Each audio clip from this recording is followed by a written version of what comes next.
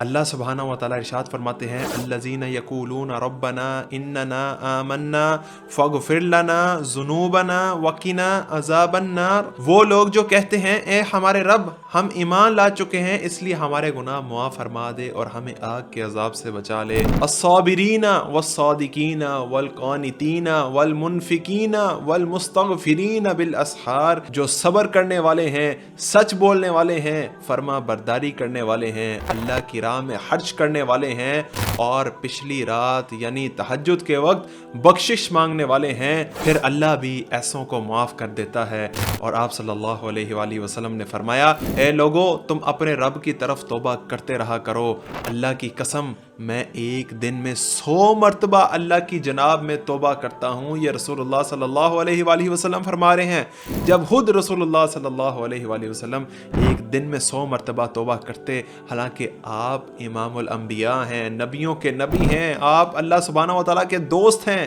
وہ توبہ اس وجہ سے کرتے تاکہ صحابہ بھی ان کو فالو کریں، ہم ان کو فالو کریں، اس لیے آپ علیہ الصلوۃ والسلام وہ توبہ کرتے تھے، حالانکہ اللہ کے نبی کو تو توبہ کرنے کی ضرورت نہیں ہے، اللہ کے نبی تو صحابہ کو جنت کی بشارتیں دے رہے ہیں، تو وہ آپ صلی اللہ علیہ وآلہ وسلم عمل اس لیے کرتے تھے تاکہ صحابہ اور ہم وہ عمل کریں، تو اس لیے اللہ سے زیادہ توبہ استغفار کرنے کی ضرورت ہے۔